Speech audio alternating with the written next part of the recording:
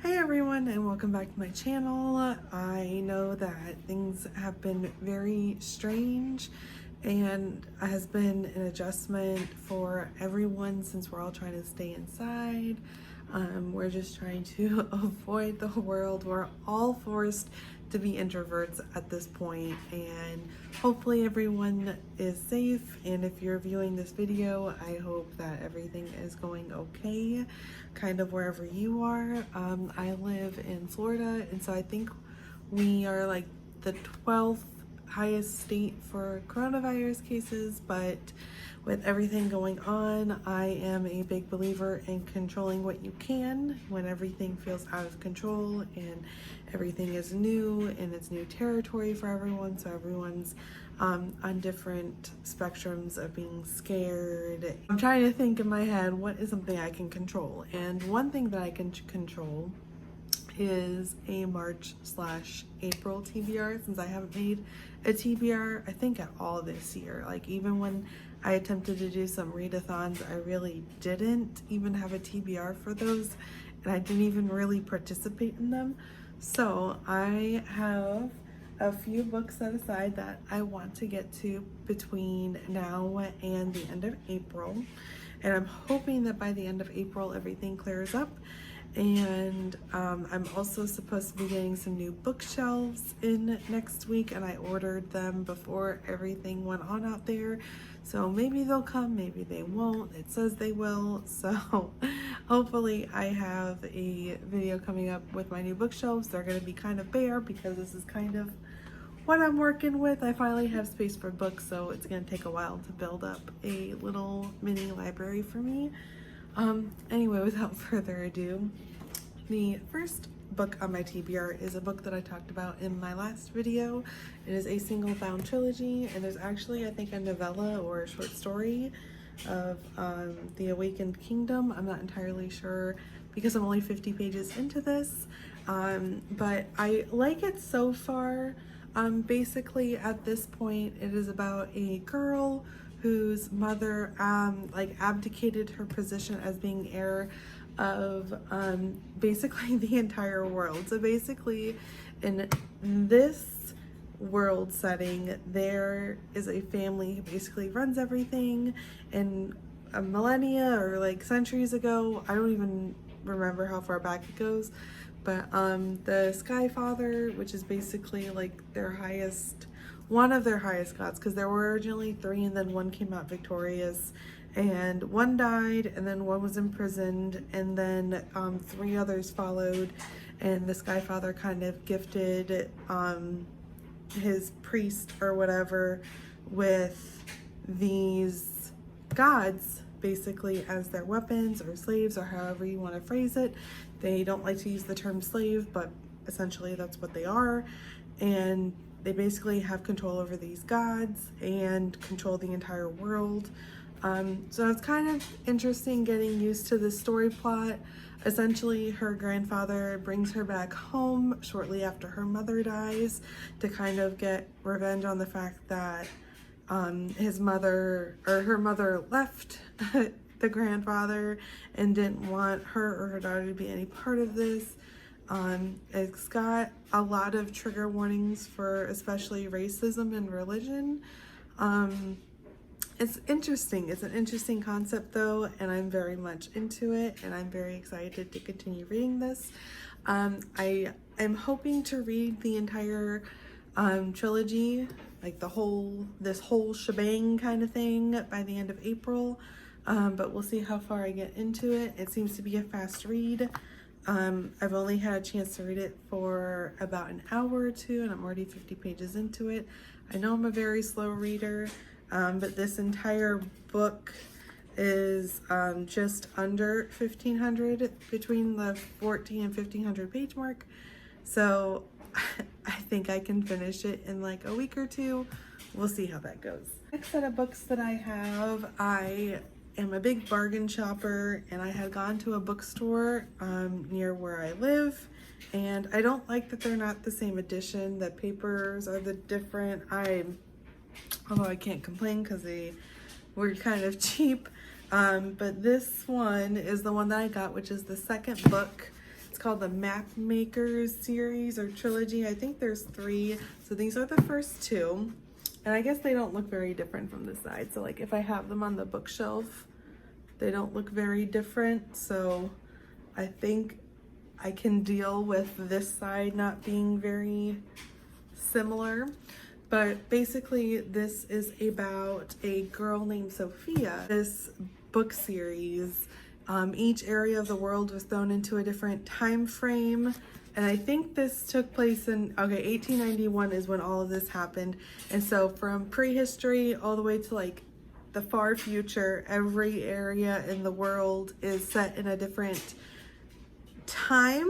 So like sometimes are in like the 14th century, some are like prehistory, dinosaurs, I'm guessing. I'm not sure how far back or how far in the future it goes, but everywhere is in kind of a different area in time. And it makes it really hard for people to make maps, and making maps actually becomes like a fine art because everywhere is different. And so I'm not sure how like the time moves now.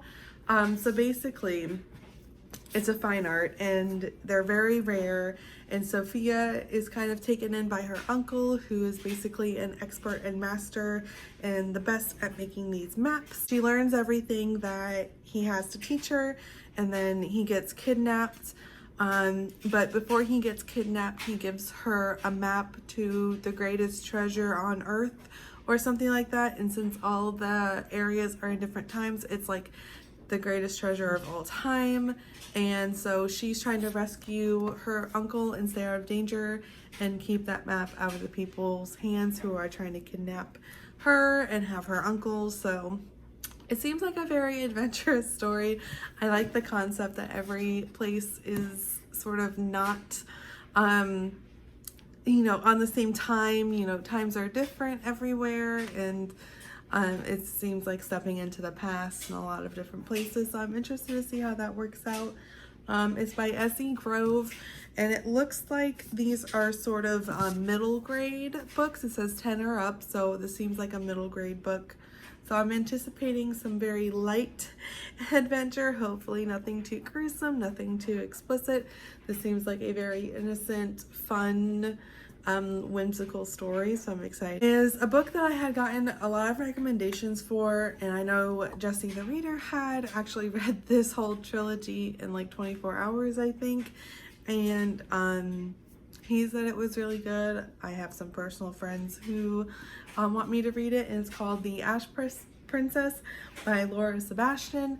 And basically it's about this girl who is the princess of this group of people, or this race, and they have, I think they have fire powers or something.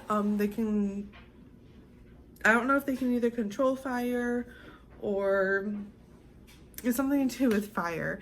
And she actually is the only survivor of a slaughter that basically happens to her people, and they get taken over and she gets held hostage.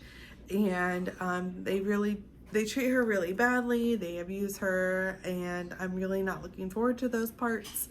But I'm really interested to see how this story goes and how the fire element comes into it.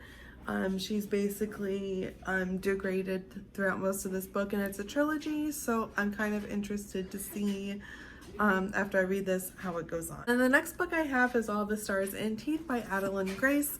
This was actually the group book for the fairy tale-a-thon. It was basically a retelling readathon, and I didn't get a chance to read everything because, like I said, work was a little busy, and I had just started a doctorate program, and so it was hard for me to be able to meet all of the prompts, and I didn't even like report what I read. It was very difficult for me, but I had gotten the group book, and I was really intrigued with it when it first came out before the readathon happened. And then when the readathon happened, I was like, you know what, I need to get it because it sounds very interesting. So basically it is about this princess girl. I think she's a mermaid is what I've gathered, and she lives in a kingdom where because she's a princess, she has to learn soul magic, and everyone around her gets to choose what magic they learn, but she doesn't. She has to learn soul magic. And when she kind of demonstrates her power, something goes wrong and she has to flee the kingdom. I'm not entirely sure why she had to flee the kingdom. I don't know what happened. Something tells me it was like an ambush. I don't know. I don't know what happened. And so she leaves and she runs into a pirate, and he makes all these promises to her, and so she goes along with him and learns a different kind of magic. And so I'm very interested to see how this goes. It definitely has some like the Little Mermaid vibes to it, and I'm just interested to see. I've kind of realized that anything to do with pirates has been something that's interesting to me. Basically, I'm kind of learning through reading that anything to do with pirates or thieves or time seems to be something that really interests me. Or religion, that seems like a very interesting topic. And so I'm excited to see what happens here. And it seems like a short read.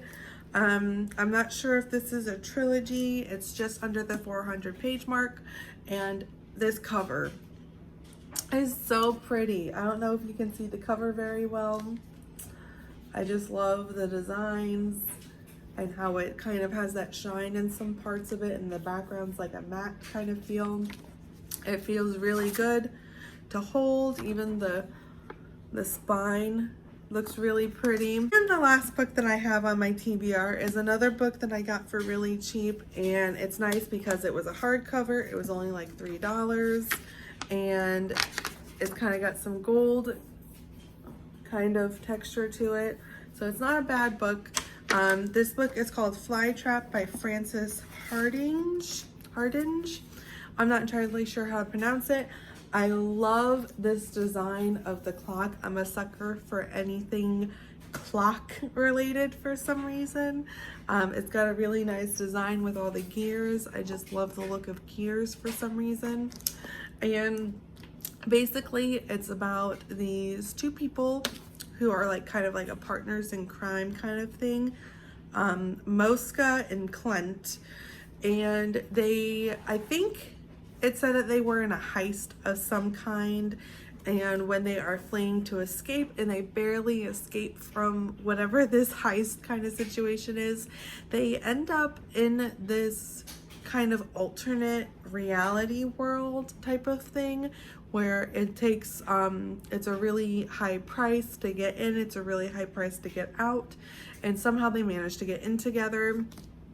So basically how this world works is during the day everything's fine, people are polite, and then at night it becomes like a really scary place to be in. Almost sounds like The Purge in a way. You don't want to be out in the middle of the night. However, because there are so many people in the way that things work out, I'm not entirely sure how it's working out.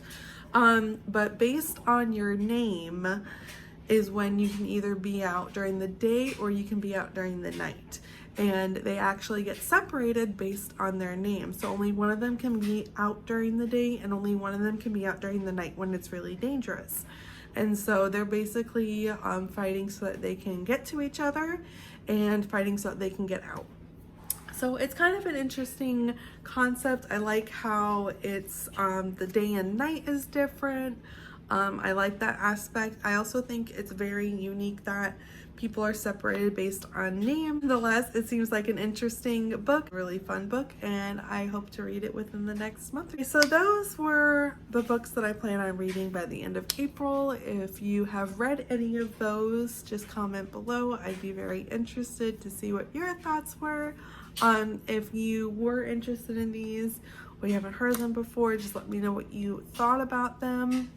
If you have any book suggestions from things that I had said before, either pirates or clocks or gears, just go ahead and comment them down below. I would be very interested to see what your book recommendations are. I hope everyone stays safe, and I'll talk to you later.